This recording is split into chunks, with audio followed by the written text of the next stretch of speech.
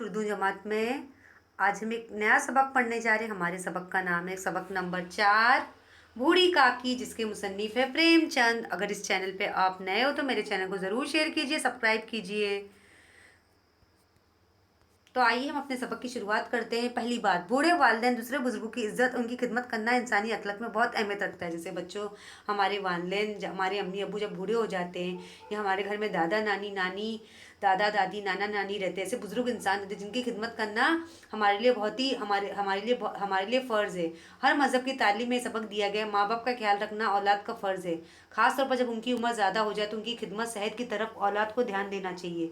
एक दफ़ा एक नौजवान ने रसूल करीम सल्लल्लाहु अलैहि वसल्लम से शिकायत की, मेरे वाली हमेशा मुझसे कुछ ना कुछ मांगते रहते, क्या ये मुनासिब है? रसूल सल्लल्लाहु अलैहि वसल्लम ने उस वालिद को बुलाकर रसूल सल्लल्लाहु अलैहि वसल्लम ने उसके वालिद को बुलाकर इससे शिकायत से आगाह किया। बूढ़ा बाप ये सुनकर रोने लगा। उसने कहा कि मैंने अपने बेटे को पाल पोस कर बड़ा किया, जो कुछ मेरे पास था सब सब उसकी परवरिश पर खर्च कर दिया। अब मैं बूढ़ा कमज़ोर हो गया हूँ, कमाने के लायक नहीं, तो मेरी ज़रूरत पूरे करने से इनकार करता है। जैसे बच्चों, हमारे अपने अम्मी अब्बू का हमें शुक्रगुजार करना चाहिए कि उन्होंने हमारी पढ़ाई के लिए, तालीम के लिए, हमारी हर एक छोटी बड़ी ख्वाहिश को उन्होंने पूरा किया है, हमें पाला पोसा है, हमें बड़ा किया है। तो उनसे नाफरमानी नहीं करना चाहिए, हमें उनसे ज़बान दराजी नहीं करना चाहिए, हमें उनकी इज्जत करनी चाहिए, उनकी कदर करना चाहिए। जैसे हमने हमें उन्होंने हमारे बचपन में, हाँ, जब हम छोटे थे, हमें कैसा पाला पाला पोसा, हमारी हर छोटी ज़रूरत को, छोटी बड़ी ज़रूरत को पूरा किया। तो जैसे अक्सर बहुत से लोग होते हैं जिनके माँ बाप मतलब बूढ़े हो जाते, बुजुर्ग हो जाते, तो उन्हें चलने में, उठने बैठने में तकलीफ होती है, उन्हें खाना खाने में, लेकिन हमें उनकी कदर करनी चाहिए। क्योंकि यहाँ पे आपने देखा कि जो मुसन्निफ बयान करना चाहते हैं कि एक नौजवान था जो हुजूर सल्लल्लाहु अलैहि वसल्लम के पास गया, अपने वालिद से शिकायत, अपनी वालिद की शिकायत लगा रहा है कि मेरे अब्बू मुझसे कुछ ना कुछ मांगते रहते हैं। अभी यहाँ पे हुजूर सल्लल्लाहु अलैहि वसल्लम ने उनके वालिद को बुलाया कि आपका बेटा आपकी शिकायत लगा रहा था कि आप उससे कुछ ना कुछ अपनी चीज़ें मांगते रहते हैं। अब उसका जो बूढ़ा बाप रहता है वो सुनकर रोने लगता है कि अब तो मैं बूढ़ा हो चुका हूँ, मैं तो काम भी नहीं सकता, अभी मेरी ज़रूरियात है, उसे मेरा खर्चा कौन पूरा करेगा, मैं तो, मेरा बूढ़ा कमज़ोर हो गया हूँ, अब तो मैं काम करने के लायक भी नहीं हूँ, तो मैं अपने बच्चों का मोहताज हूँ। हुजूर बूढ़े की बात सुनकर आप दीदा हो गए। नौजवान ने फरमाया, ए नौजवान सुन, तो तेरा माल सब कुछ तेरे वालिद की मिल्कियत है। फिर आप सल्लल्लाहु अलैहि वसल्लम ने नौजवान को नसीहत की कि अपने बूढ़े वालिद की खिदमत करता रहे। दरअसल जेल में मेल में बुजुर्गों से हुजूर सलूक का तज़किरा किया गया है कि यहाँ पे हुजूर सल्लल्लाहु अलैहि वसल्लम ने उस शख्स को बुलाया कि तू अपने वालिद की खिदमत किया करके, तेरे जो माँ बाप है वो बूढ़े हो चुके, तुझे उसकी उनकी खिदमत करना तेरा फ़र्ज़ है। जैसे हमें अपने माँ बाप की इज्जत करनी चाहिए। जैसे हम ऐसा सोचते हैं कि हमारे माँ बाप ने हमारे लिए कुछ नहीं किया, लेकिन हमारे माँ बाप ने हमारे लिए बहुत कुछ किया है। उन्होंने बहुत काफ़ी कुर्बानियाँ दी हैं, हमें हमें इस दुनिया में लाया, हमें बचपन से लेके अभी तक जितने भी हम साल के हैं, हमारी छोटी बड़ी सारी ख्वाहिशों को दिलाया, हमें कपड़े दिलाए, हमारे खाने पीने का ख्याल रखा, हमें खिलौने दिलाए। तो हमें अपने माँ बाप की नाफरमानी नहीं करनी चाहिए। जब वो बूढ़े हो जाए तो हमें उनकी हम इज्जत करनी चाहिए, जान पहचान। प्रेमचंद का असल नाम धनपत राय था। पहले वो नवाब राय के नाम से कहानियाँ लिखते थे। अभी यहाँ पे मुसन्निफ जो है उन्होंने बहुत ही इस सबक को बहुत ही खूबसूरत अंदाज से बयान किया है कि पहले उनका असल नाम धनपत राय था। पहले वो नवाब राय के नाम से कहानियाँ लिखते थे, बाद में प्रेमचंद के नाम से लिखने लगे। वो 1880 में बनारस के गांव लम्ही में पैदा हुए। इब्तदाई तालीम उन्होंने गांव में हासिल की। जैसे उन्होंने लम्ही में पैदा हुए तो उन्होंने अपनी तालीम उन्होंने गांव में, इब्तदाई तालीम गांव में मुकम्मल की। बाद में प्राइमरी स्कूल में मुदर्रस हो गए। उन्हें बचपन से लिखने का शौक था। 1908 में उनकी कहानियों का पहला मजमुआ सोज़े वतन के नाम से शाया हुआ, जिस पर अंग्रेज़ी हुकूमत ने पाबंदी आयद कर दी। अब उन्हें बचपन से लिखने का शौक था तो उन्होंने उनकी पहला मजमुआ उनका सोज़े वतन उनकी किताब शाया की, जिस पर अंग्रेज़ों ने उनकी हुकूमत पर पाबंदी लगा दी। 1921 में उन्होंने सरकारी मुलाजमत से इस्तीफ़ा देकर अदब सहाफ़त का अपना पेशा बना लिया। फिर 1921 में उन्होंने सरकारी मुलाजमत से इस्तीफ़ा देकर अदब सहाफ़त का अपना पेशा बना लिया। प्रेमचंद ने अपने अफसानों, नावलों के ज़रिए वतन दोस्ती, समाजी इस्लाह, कौमी यकजहती को फ़रोग़ दिया। उन्होंने तकरीबन 300 अफसाने लिखे। गौदान, मैदान अमल, चौगान हस्ती, बाज़ार हसन, पर्दा मौज़ा वगैरह उनके मशहूर नावल है। जैसे उन्होंने बहुत सारी किताबें लिखी, नावल लिखी, तो उनकी किताबों का नाम गौदान, मैदान अमल, चौगास्तान और बाजार हसन, पर्दा मौज़ा वगैरह उनकी मशहूर नावल है। 8 अक्टूबर 1936 को बनारस में उनका इंतकाल हो गया। तो आइए हम अपने सबक की शुरुआत करते हैं कि मुसन्निफ सबक में हमें क्या बताना चाहते हैं।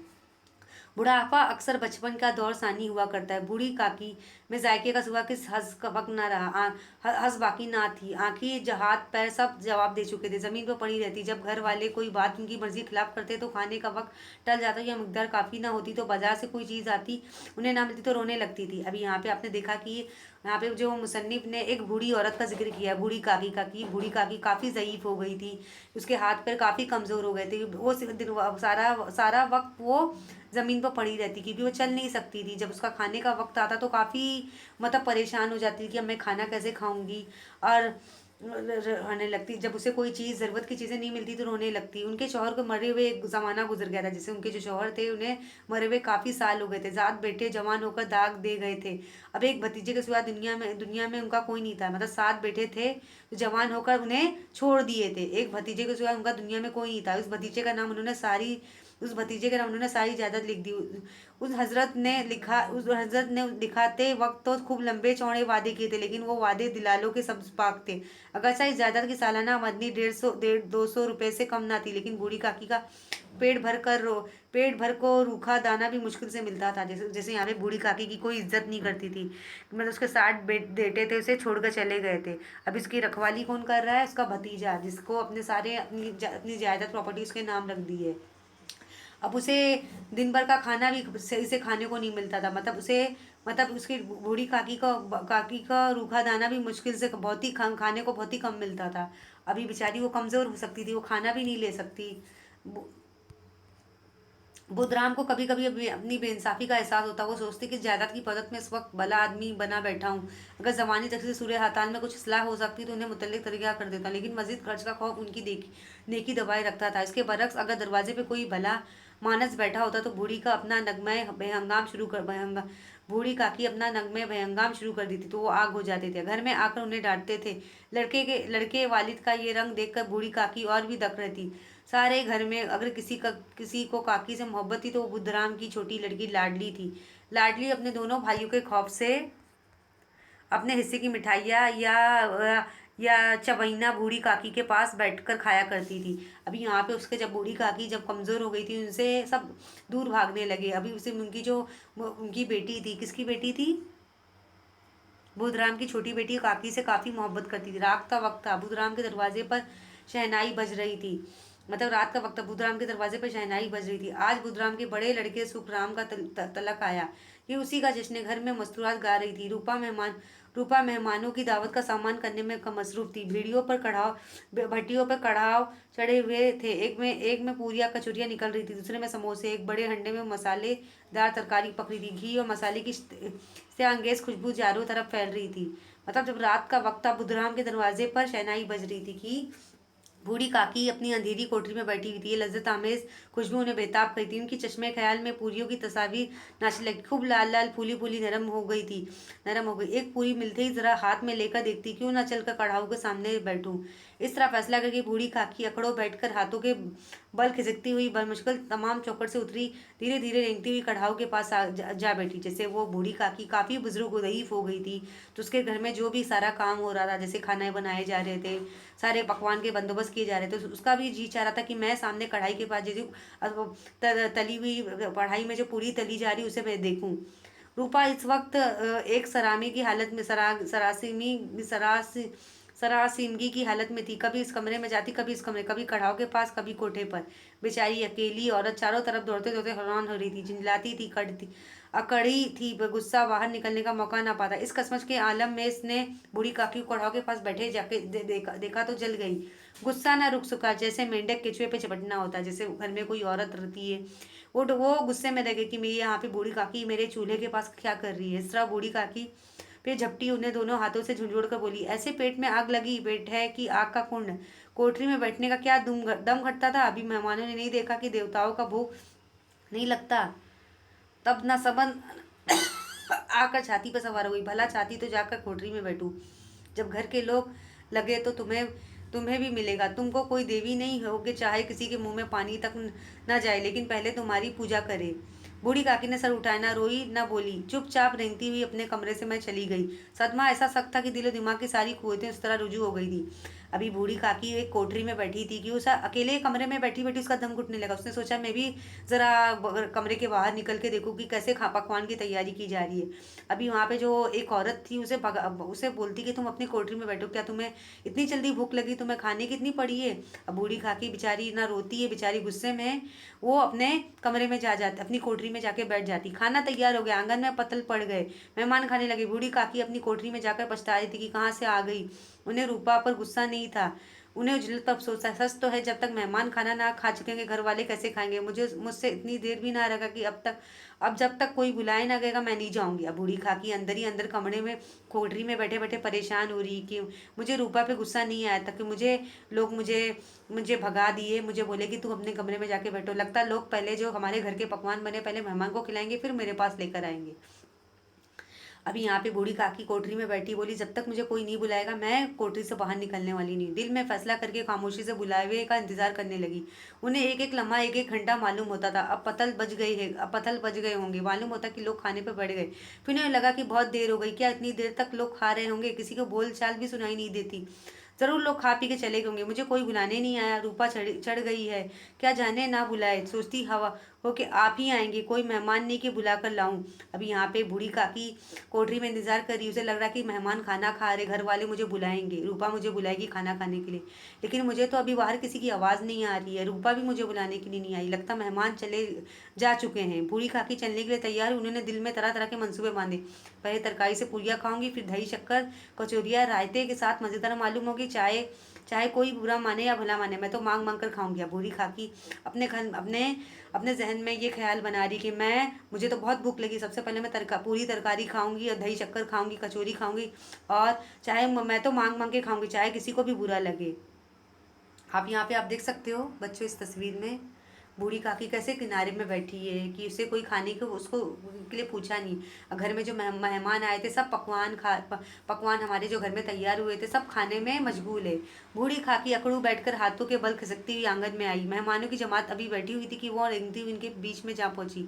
कई आदमी चौकर उठ खड़े हुए, आवाजें आई, अरे ये कौन बुढ़िया है। पंडित बुधराम काकी को देखते ही गुस्से से तो मिला गए। पूरियों का थाल लिए खड़े थे, थाल को जमीन पर पटक दिया और जिस तरह बेरहम सा होकर अपनी किसी मफरीदी आसामी को देखते हुए झपट कर उसका टेटुआ लेता है, इस तरह लपक कर उन्होंने बूढ़ी काकी की दोनों शानें पकड़ी और घसीटते हुए लाकर अंधेरी कोठरी से दम कर दिया। अभी उन्होंने देखा कि ये बूढ़ी काकी जो है इस हमारे कमरे में क्या कर रही है, यहाँ पे मेहमान को खाना खिलाया जा रहा है। अभी यहाँ मेहमान भी क्या बोल रही है, बुढ़िया यहाँ पे दरवाजे पे भी क्या बैठी क्या कर रही है। अब बुधू राम ने देखा पंडित उधम की ये बूढ़ी काकी यहाँ पे कमरे के बाहर क्या कर रही है। उन्होंने उसे घसीटते घसीटते कोठरी में जाके बंद कर दिया। मेहमानों ने खाना खाया, घर वालों ने खाया, बाजे वाले धोबी चमार भी खा चुके थे, लेकिन बूढ़ी काकी किसी ने नहीं पूछा। अभी सबने घर में जो मेहमान थे, घर वालों बाजे वाले धोबी चमार सब खा चुके थे, लेकिन किसी ने भी बूढ़ी काकी कोठरी से का बुलाया नहीं, किसी ने उसको खाने को नहीं पूछा। बदुराम रूपा दोनों ही उन्हें की बेहयाई की सजा देने का तस्किया कर चुके थे। उनके बुढ़ापे पर किसी पर फतूर अकल पर किसी को तरस नहीं आया था। अकेली लाडली उनके लिए कर रही थी। अभी उनकी बुढ़ापे पे किसी को तरस नहीं आ रहा था। रूपा बुधू राम सब अपने अपने कामों में मशगूल थे। अकेली लाडली जो थी बूढ़ी काकी का इंतजार कर रही थी। दोनों बार जब उसकी माँ बाप ने काकी को बेरहमी से घसीटा तो लाडली का कलेजा बैठकर रह गया। दोनों बार रूपा और बुधू राम ने काकी को बेरहमी से घसीटा तो लाडली का कलेजा बैठ गया कि हमें ऐसी बुजुर्गों की इंसल्ट नहीं करनी चाहिए, हमें उनको बेइज्जत नहीं करना चाहिए। झुनाती रही, लोग काकी को क्यों बहुत सी पूरियाँ नहीं दे देते। वो काकी के पास जाकर उन्हें तशफी देना नहीं चाहती, लेकिन माँ के खौफ से ना जाती। उसने अपने हिस्से की पूरियाँ भी ना खाई, वो पूरियाँ काकी के पास ले जाना चाहती थी। बूढ़ी काकी मेरी आवाज़ सुनते ही उठ बैठेंगी, पूरियाँ देखकर कैसी खुश होंगी, मुझे खूब प्यार करेंगी। जैसे मुसन्निफ सबक में बहुत ही जज्बाती कहानी बयान कर रही कि हमें किसी बुजुर्ग औरत या बुजुर्ग आदमी के साथ ऐसा सलूक नहीं करना चाहिए। हमें बुजुर्ग आदमी को उनकी इज्जत करनी चाहिए कि जो इंसान बूढ़ा आदमी हो, बूढ़ी औरत हो, वो बेचारी सही से चल नहीं सकती। लोग इनके ऊपर कितना जुल्म कर रहे घर वाले, लेकिन जो यहाँ पे जो उनकी लाडली बेटी थी वो उन पे तरस खा रही थी। रात के 11 बज चुके थे। रूपा आंगन में पड़ी सो रही थी। लाडली की आंखों में नींद न थी। काकी को पूरियाँ खिलाने की खुशी से उनसे न सोने न देती। जब उसे यकीन हो गया कि अम्मा गाफिल सो रही तो वो चुपके से उठी, पिटारी उठाई, बूढ़ी काकी की कोठरी की तरफ चढ़ी।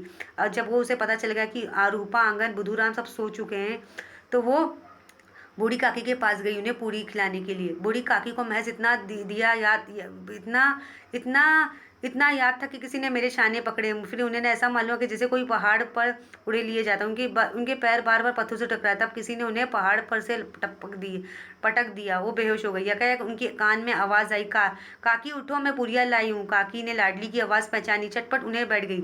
अभी इस घर में बूढ़ी काकी के साथ लोग बुरा सलूक करते थे। जब उनकी सिर्फ रूपा की जो लाडली बेटी थी, सिर्फ उनकी उसकी इज्जत करती थी बूढ़ी काकी की। बाकी के घर वालों का सलूक उसके साथ बहुत ही बुरा था।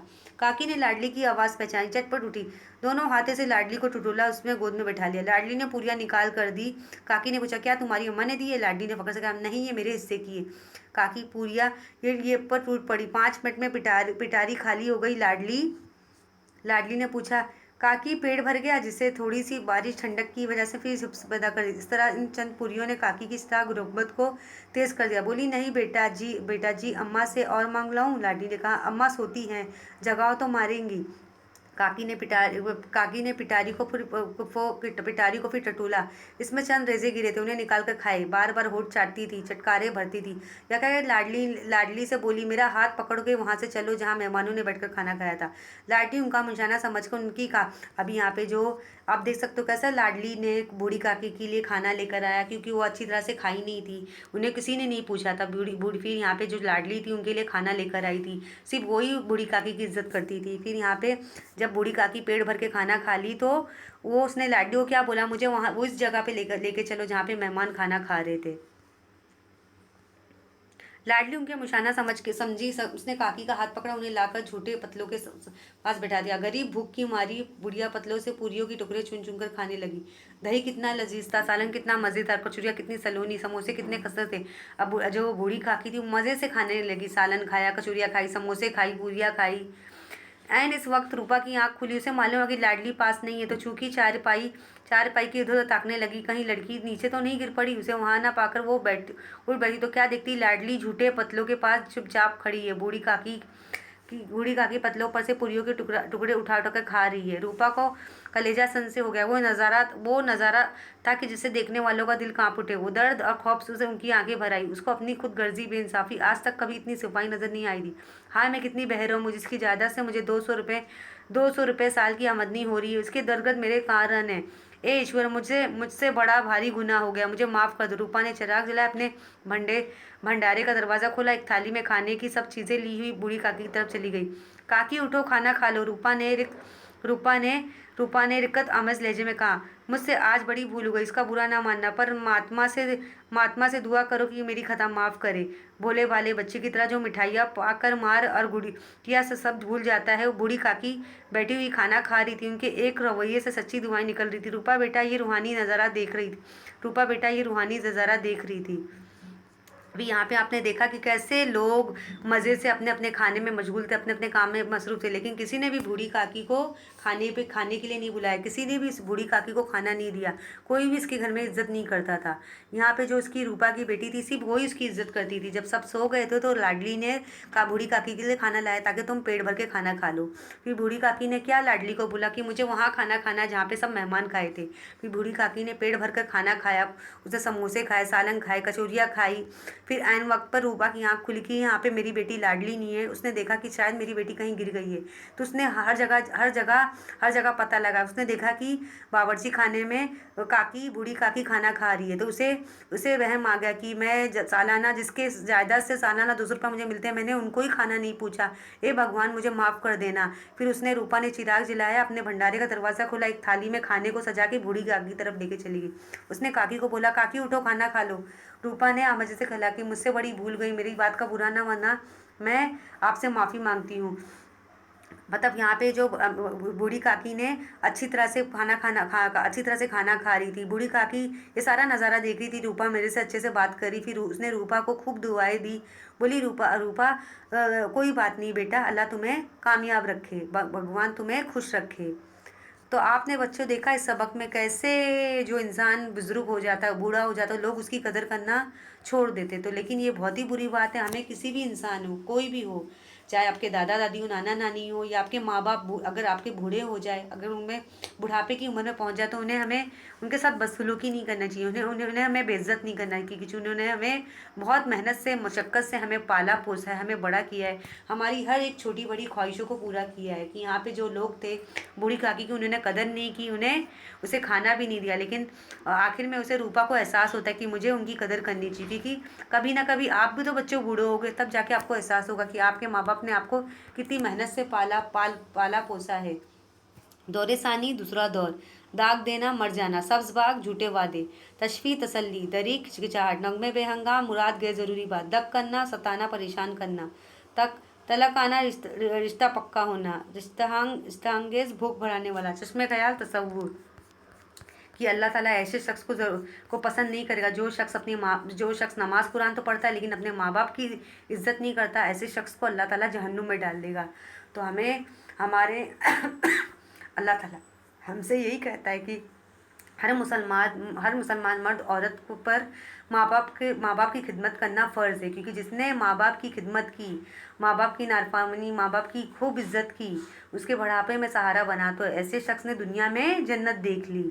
तो हमें अपने माँ बाप की, बुज़ुर्गों की, दादा दादी, जितने भी बुज़ुर्ग इंसान की इज़्ज़त करनी चाहिए, उन्हें हमें उन्हें बेइज्जत नहीं करना चाहिए।